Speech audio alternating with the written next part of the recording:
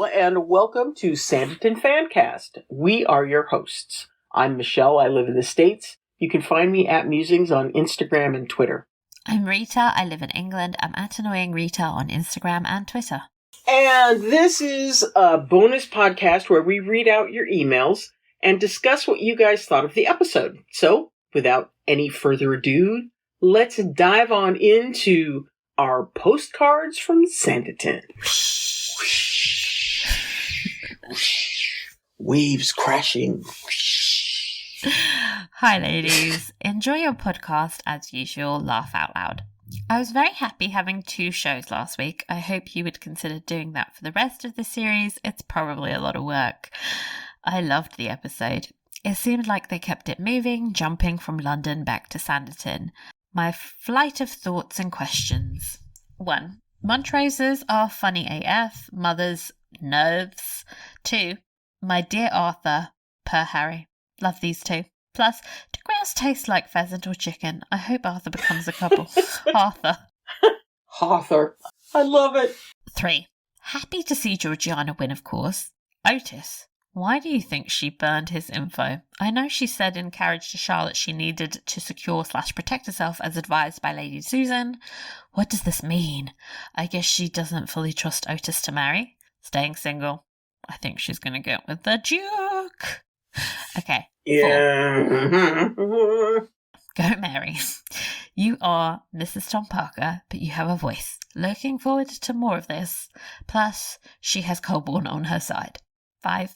No idea where the awkward story is going. Is he good or not? He seems real when talking with Miss Hankins. He appears to be truly hurt when Colborne told him to screw.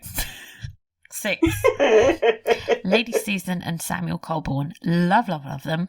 Will they become a couple? 7. I would like Lydia with someone. But who? Ralph is available, just saying. 8.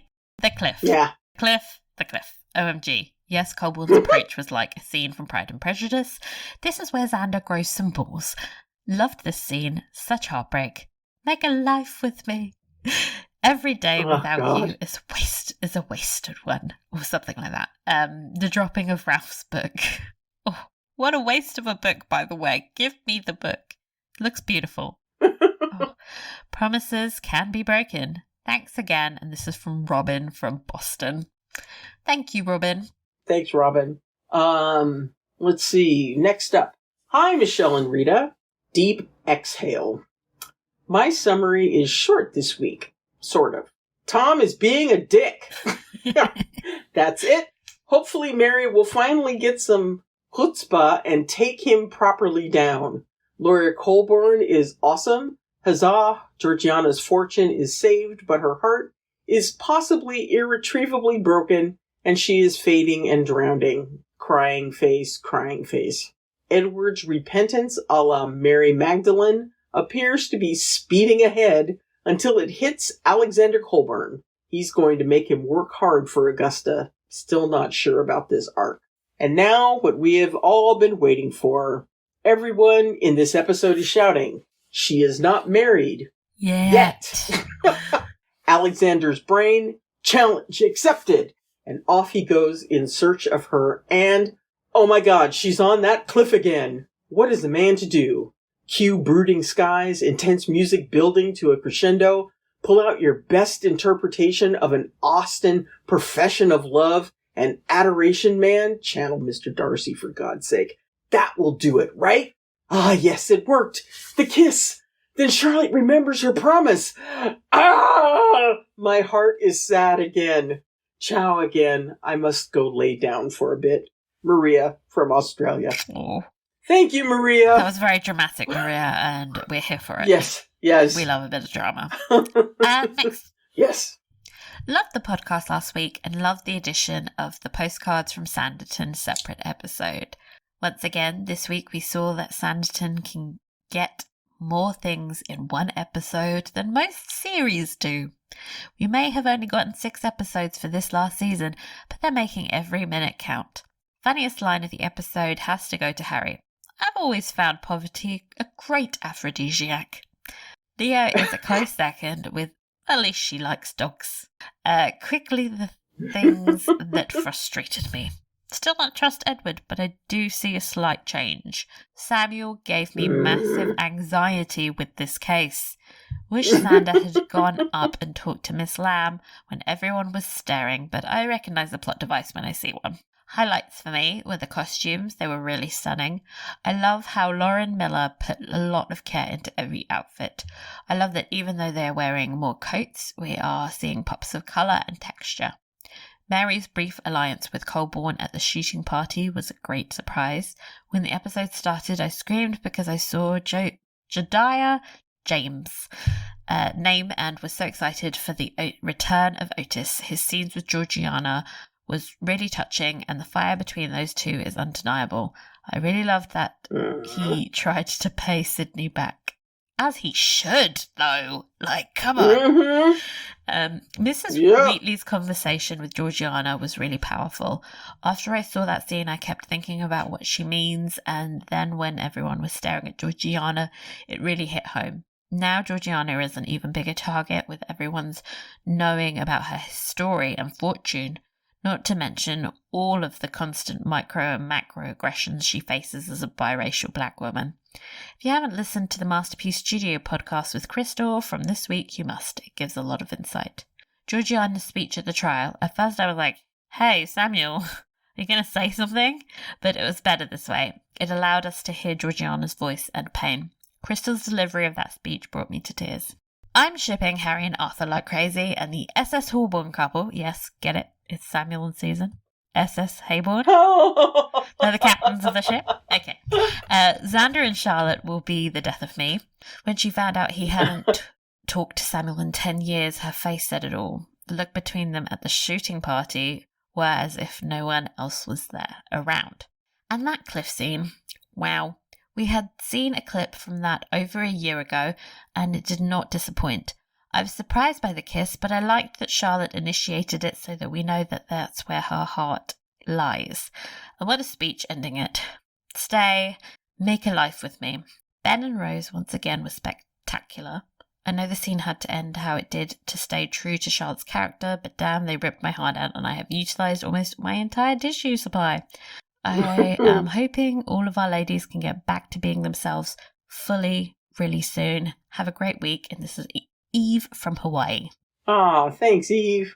Okay. Hey! I found your podcast while I was waiting for season 3 of Sanditon to air and found myself binging your fan cast episodes for both Sanditon and Bridgerton.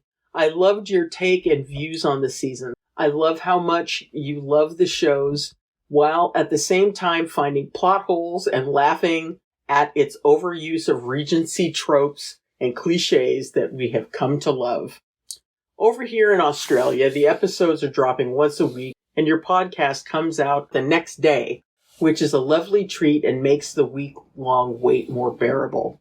It makes watching Sanditon more fun, looking out for the predictions you make. We forgot most of them. Some of my predictions. Yeah, so we are not doing well in that department. Okay, my observations from episode 3. Favorite dress? Lady Denham's blue dress at the beginning of the episode suited her brilliantly, and the embroidery detail was just divine. Favorite scene? At Hayrick Park, when Sam Colborne is having tea after the trial, and he mentions Miss Heywood. I love the mischief in his grin, and how he is pushing the subject with his brother, and all the looks between Augusta, Leonora, and Miss Wheatley. On a side note, more backstory about Mrs. Wheatley was not expected, but appreciated. Loving Lady de Clement and Samuel Colborne's scheming for Charlotte and his brother. I'm here for characters who take action on this. Charlotte and Colborne. Oh my. I want to love them as a leading couple, but they have so little screen time together, and the Elizabeth Darcy storyline was so obviously slapped on them that it made me cringe a little. Him walking up to her on the cliff, reminiscent of 2005 Pride and Prejudice. But then they kissed, and it was all better. Yeah. Literally threw my hands in the air, and then she walked away. The way she picked up the book of poetry after made me want to yell at her. Lady Lydia Montrose. I love her relationship with her mother, but felt so bad when she asked Charlotte about what Colborne likes, and now she thinks she has a chance, and I just feel bad for her. Hopefully she gets a happy ending out there somewhere. With Ralph. Edward. Yeah, Edward. Ugh. At this point, I think the only way he can be redeemed is if he dies to save Augusta from some accident. Also rejoiced and whispered yes to myself when Colborne wouldn't let him court Augusta. Finally, Mary Parker. Loved that she stood up to Tom. Hooray! Tom needs to get a grip. Arthur and Lord Montrose. Again, Arthur went full melodrama on the beach, beating himself up for the role he played in Georgiana and Lockhart's story. Bless him.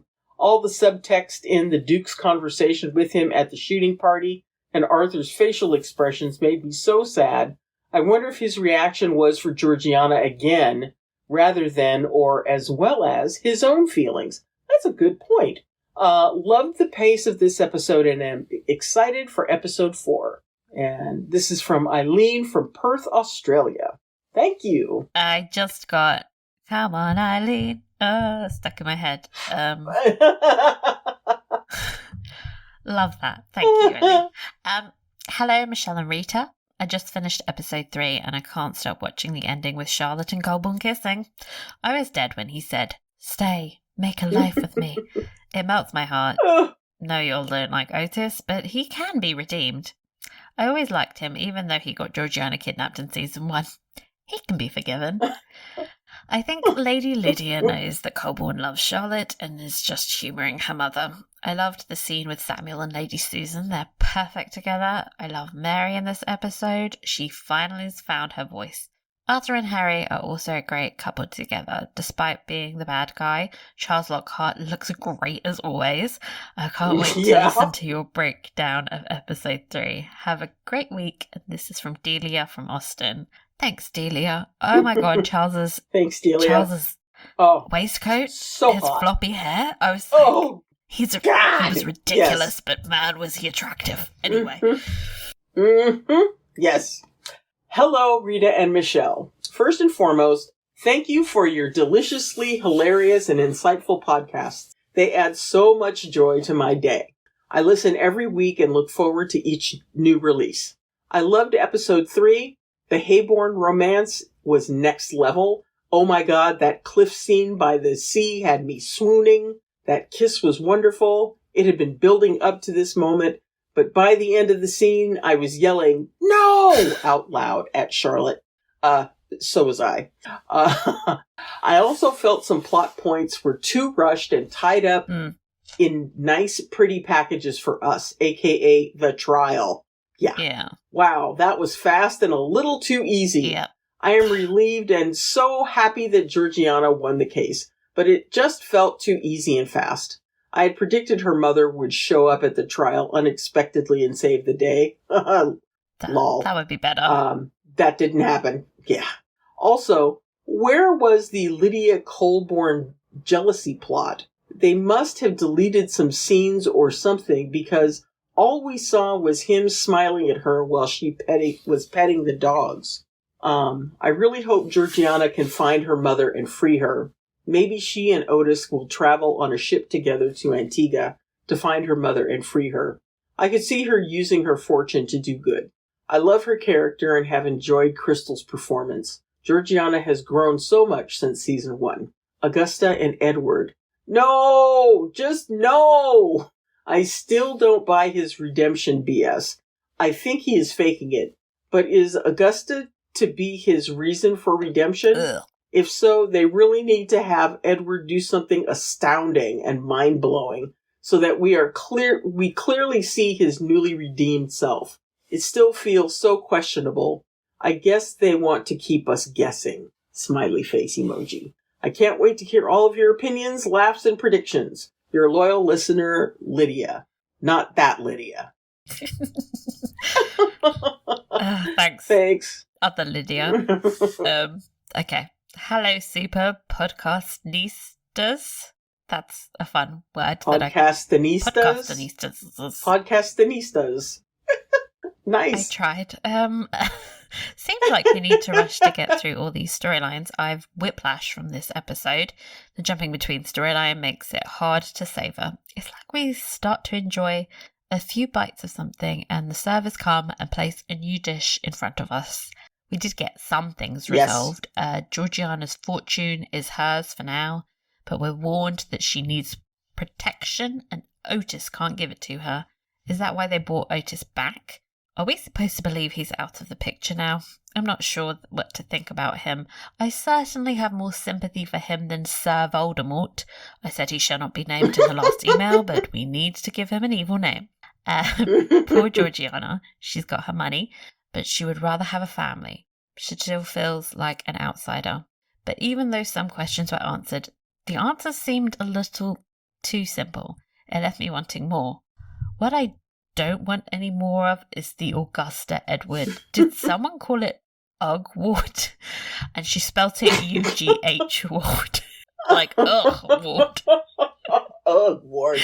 Nice. Why does she think his character is better than the rumors? What has he done to redeem himself? So far, we've just seen him not rake leaves, not write poems, hang around the church and get sympathy from Miss Hankins, and meet clandestinely.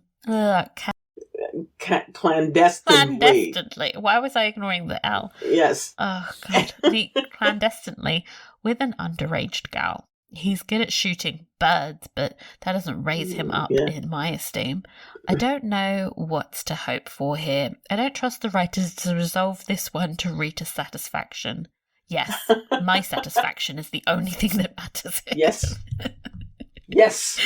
What do I want more of is Samuel/Susan Samuel Samson. Samson? Samson. They need a spin-off series, Solving Murders in London or something. They're such good sleuths and have great chemistry. Lady Susan has such great face acting. I could watch her all day. I also like watching the Duke and his mother and sister, who got a much less irritating Mrs. Bennet with a snarky but really pretty, nice daughter. They could have a spin-off too. Maybe get Esther and Lord Babs involved. Wouldn't that be fun? Esther would have a field day with her mother. God. Two storylines that I'm kind of over. Lady D and Rowley. I much prefer Lady D and Esther sparring. And let's knock down the poor people's houses to get rich. I'm sure it will get resolved to Mary's satisfaction. The scene with Arthur and the Duke, the I prefer grouse scene, great acting from those two. I'm so worried about Arthur though. How are we going to get a happy ending here? But the ending of this episode has made me forgive any other faults. We get Colborne stalking with purpose across the grass. Mr. Darcy, I presume. Charlotte with her hair flowing, an awkward declaration of love. And the girls stopping and starting the kiss. This is why we watch.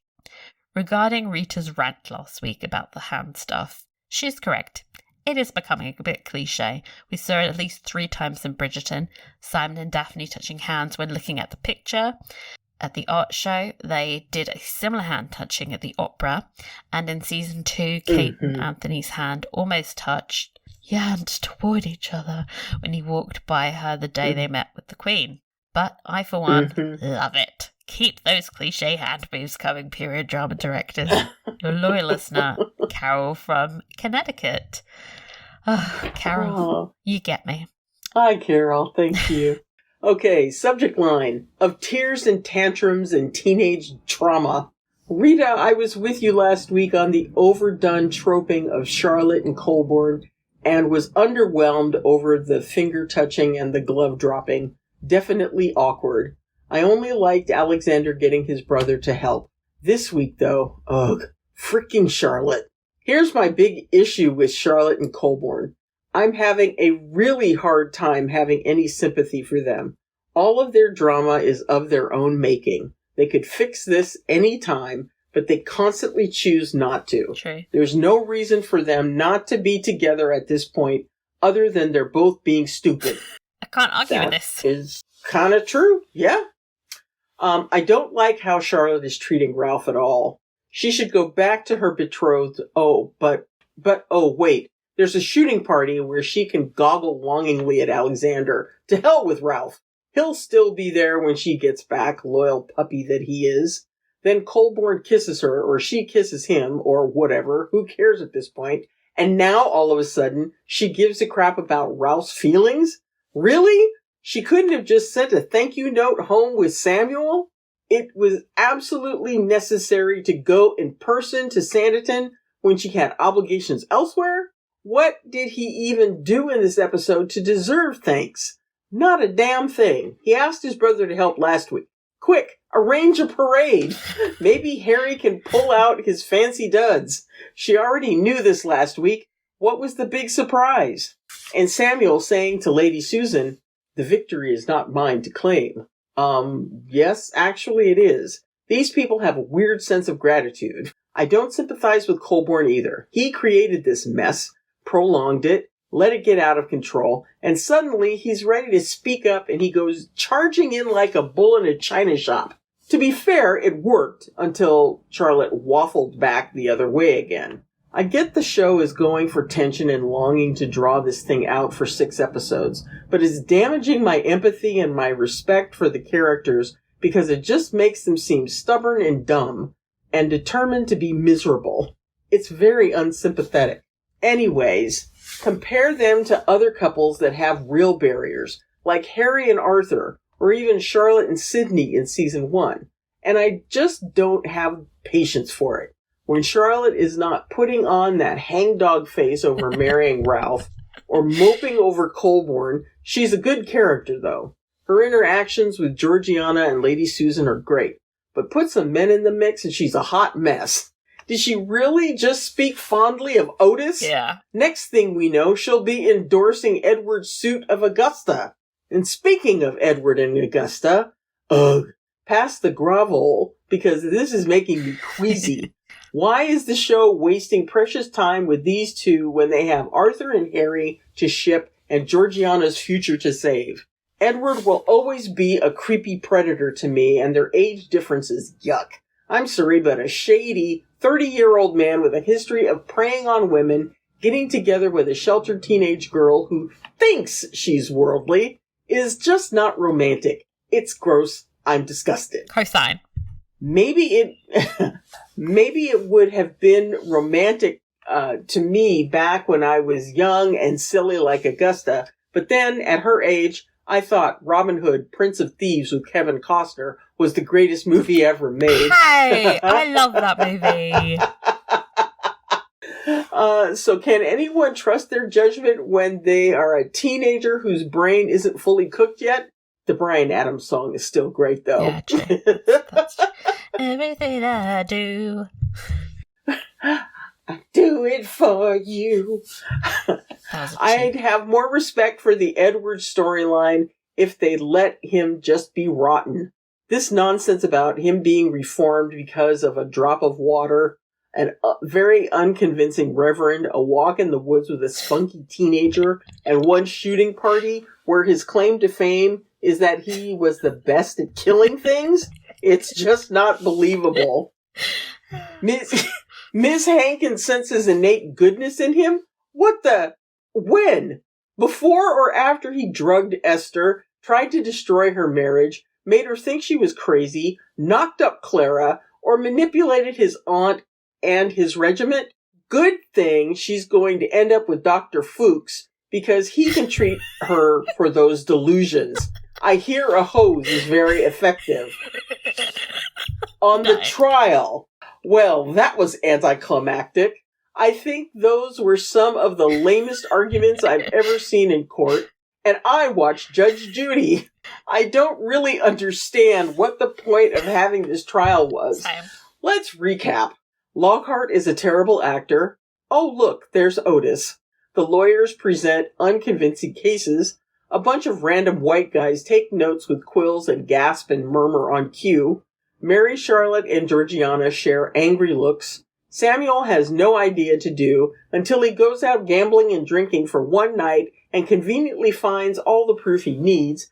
Just like that, out of bloody nowhere, he should buy a lottery ticket because his luck is amazing.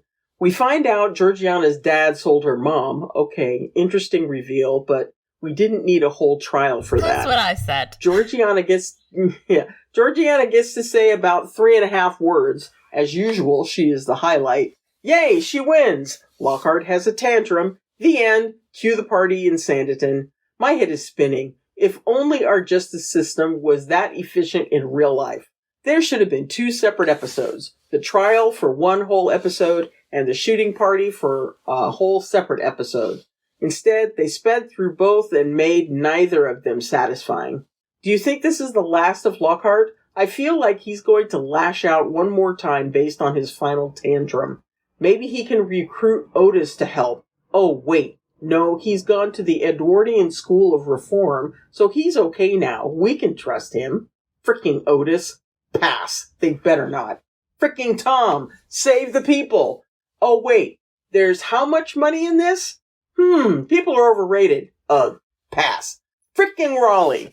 The misogynistic little twerp and his chicken legs. I enjoy the banter between him and Lady D, but he's still a jerk. Did he really just tell Tom to get a handle on his wife? Has he met Tom?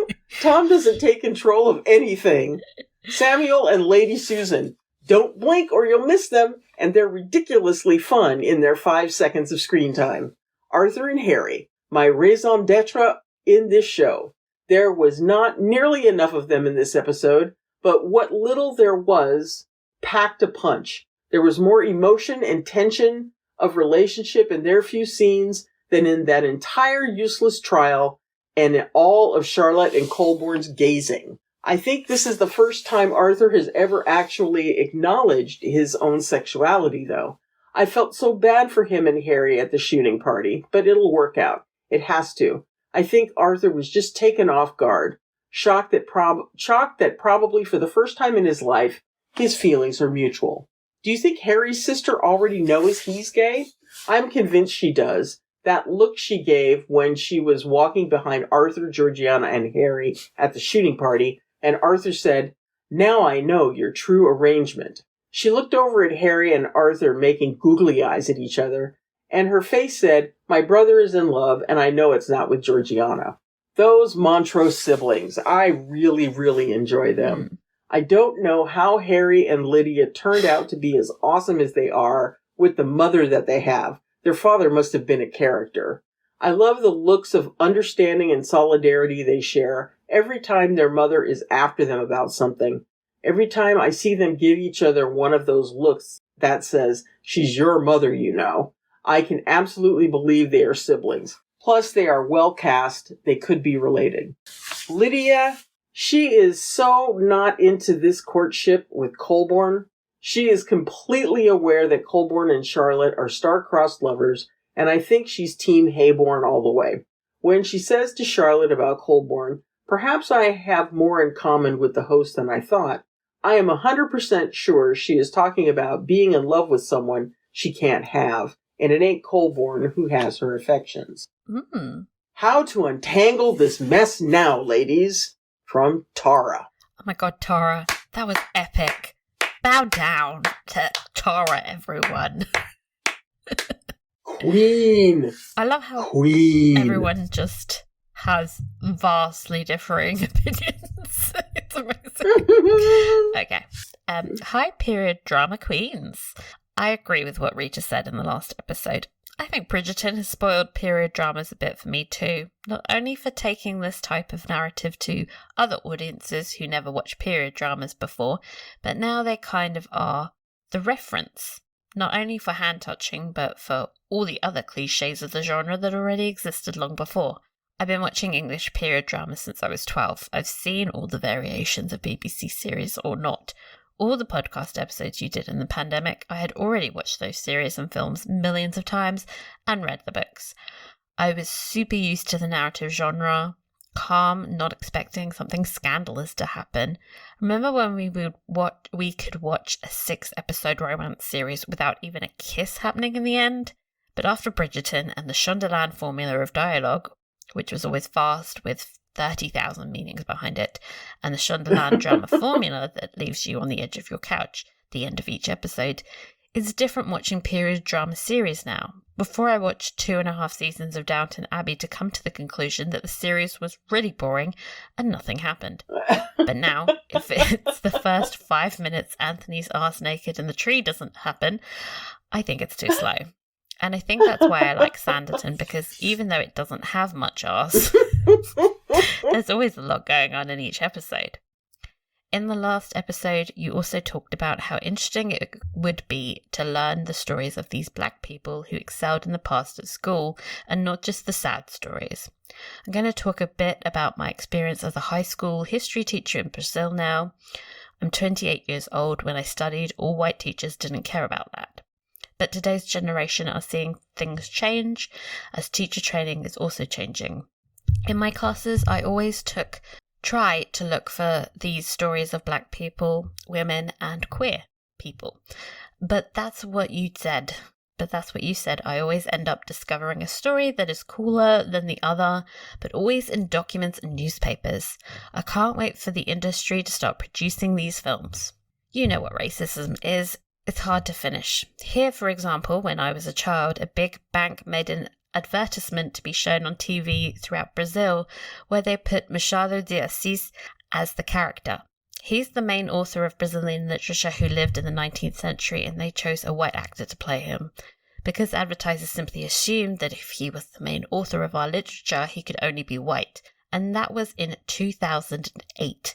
Of course, the Black movement spoke up, and they had to redo the advertisement with a Black actor. But this shows how, for example, here in Brazil, this erasure comes from history not emphasizing the color of these national heroes when they're not white. Because sometimes there are even names of streets, squares, and museums, but we assume they're white because they don't emphasize that they were Black. But things are changing little by little, not only here, but there in the United States and England as well, I hope. I loved Colborne's older brother. He's very funny and makes fun of his brother all the time. I loved seeing Augusta receive the letter in the garden and understanding that she was dating at the same time that his brother bragged that he would choose her future husband. Or every time he name-dropped Miss Hayward. He is the voice of the people. I'm a lawyer, Xander. I know when people are holding the truth from me. I wanted to comment more, but I'm afraid to drop spoilers. So, if you can answer me a question, what time exactly are you recording this episode? Rita's time and Michelle's time, just so I can understand how you do this with the time difference. Thanks, girls, for the podcast. Love you always. This is from Morgana. Oh, hi, Morgana. Thank you so much. Oh, God. What time is it? Well, right now it is 11:35 p.m. here on the West Coast of the United States. What time is it there? 7:35 a.m. We started at 5 a.m. Oh. Let's keep going, otherwise it's going to be like 2 a.m. when we finish. Otherwise we're going to cry. Hello, ladies. Since a good portion of this episode was dedicated to Georgiana's story, it seems only fitting to start with her character. I love the turn her story has taken. She begins the episode thinking that the worst outcome the trial could have is her losing her power her fortune has given her. But by the end of it, she has lost something far more valuable that she didn't expect. The idea of a caring father who fell in love with a Black woman, and from that love came her. Aww. Now she is left with shame for the only parent she's known. Apart from this, she also had 3 important interactions which will, I think, affect her story. First, with Otis. Clearly the feelings are still there. I sense a story of young love that will resurface after both parties have grown apart. I'm not opposed to the idea, but I need a redemption for him. Who knows, perhaps he'll be the one to find her mother. Second, can I just say, I want her to find her mother herself, yes. Because she's... Yes, me too. Come on. We want an independent woman. Me too. Yes. Second, with Lady Susan, who is there to remind her that society can be merciless. She meant well. And thirdly, for Mrs. Wheatley, the most pivotal of them. Suddenly, the casting choice made sense, and I don't think it is because she'll end up being her mother.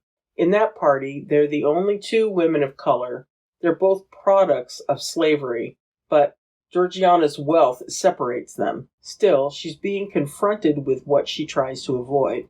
The realization of what she's lost from the only person who understands, and she's not ready for it. I cannot help but feel a journey of self-distraction coming. Moving on, Lady D, delivering once again with, I sometimes wonder if men possess the capacity to change, or if your natures are fixed at birth. Tom, he's a coward. Just because he's too scared to put his foot down and say no to Mr. Price, goes to Lady D in hope of her disapproving. Yeah. And for Mary, he would have been right about her not talking to him first, had he not gone and done something stupid without consulting her 3 times already. Samuel, the backstory was quite predictable. I liked his bond with Charlotte, both being the firstborn and having things expected from them, but desiring to make their own way in life. And he and Susan scheming for Heybourne while swearing off marriage makes my suspicions for them getting together even stronger. Arthur and his Duke. First, the Duke recognizing what Arthur really felt for Lockhart and emotionally opening up for his experiences, and then the realization on Arthur's face when he talks about grouse. I love them so much. And finally, Heybourne. Too many things to talk about, but I'll stick to one for the sake of time. Here goes. In defense of the cliff scene. For me, it was clear from the trailers that this will be the first declaration.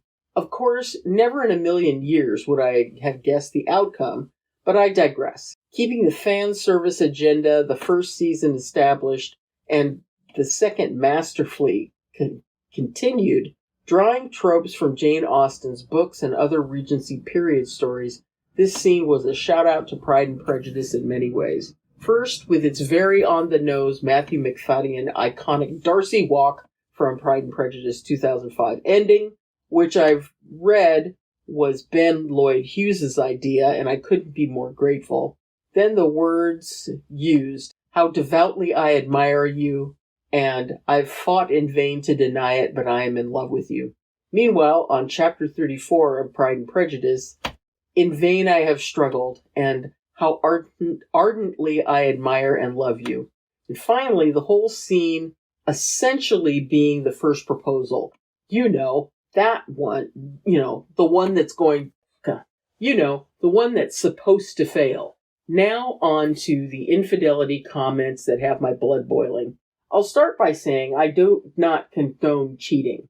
It is my belief that one must really hate the other person to cause them pain like this. Having said that, I have to ask, given that our heroine lives in a time where her future is decided from others, trapped in an arranged engagement for which she didn't seem to have much saying in it, twice she's called it a foregone conclusion, and the fact that her relationship with Ralph is not of substance, meaning there is no romantic love, from her side at least, can that kiss be considered cheating?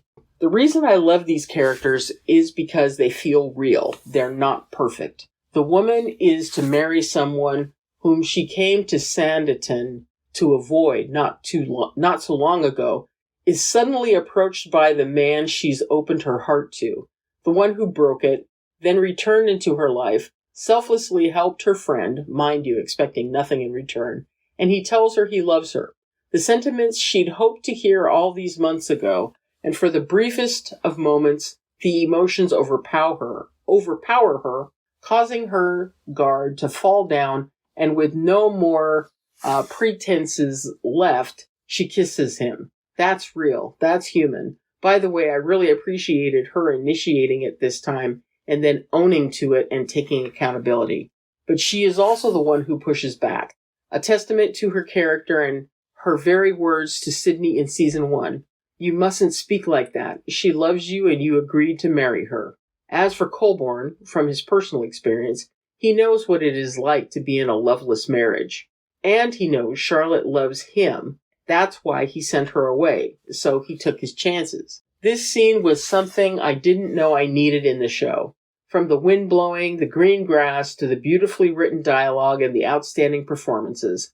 I felt the hope and I felt the angst. BLH's delivery of "Stay, Make a Life with Me" brought tears to my eyes, and watching Charlotte walking away had me weeping. Definitely a scene I will be going back to for years to come. I cannot wait to hear your thoughts on this mess of an episode, and especially Charles. Best wishes, KK in Cyprus. Oh, thank you, KK. Beautifully written. Thank you, KK. Yeah, that was great. That was great. Yeah, we really didn't talk that much about Charles in our podcast about the episode. I mean, what's to say? He's sort of turned into a stereotype of a villain at this point.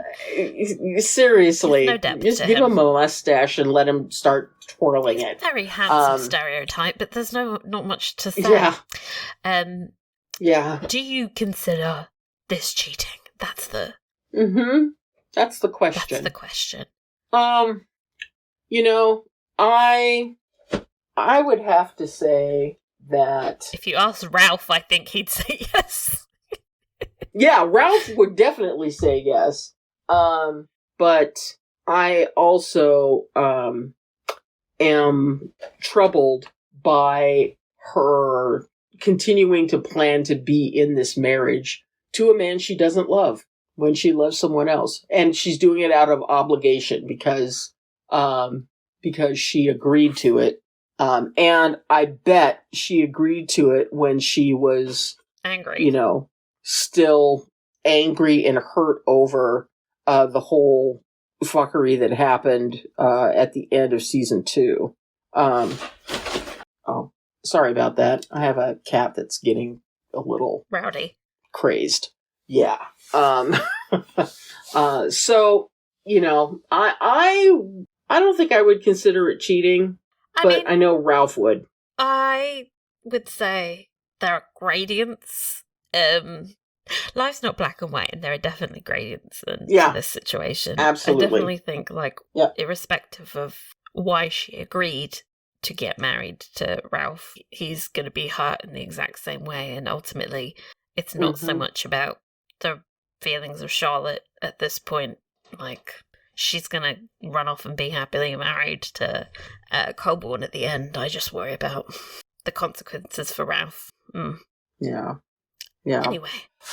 I don't know how they're going to get out of this without... Lydia, I'm telling you, she's right there. I think that would be great. That would be fun. You know. We have no time for that.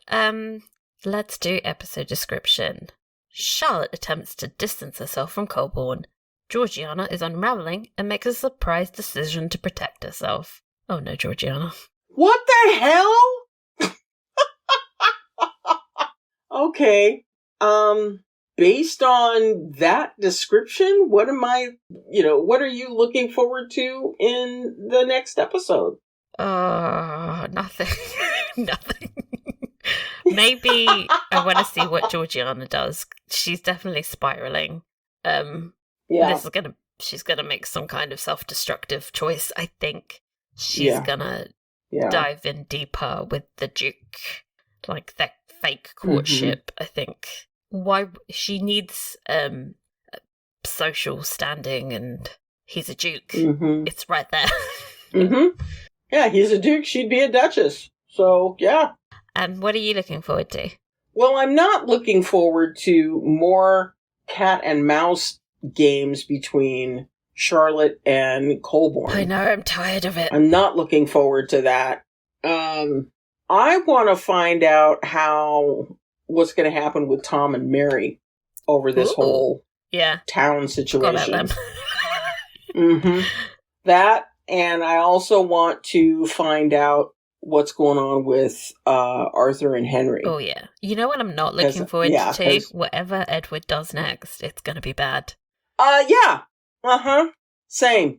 Yeah. Ugh. I don't want to think about it. Okay. I think that's enough from us. Surely. Surely. I think so, too. So we'll be back discussing episode 4 next week. But in the meantime, you can follow us on Twitter and Instagram for updates. We are In the Books Network.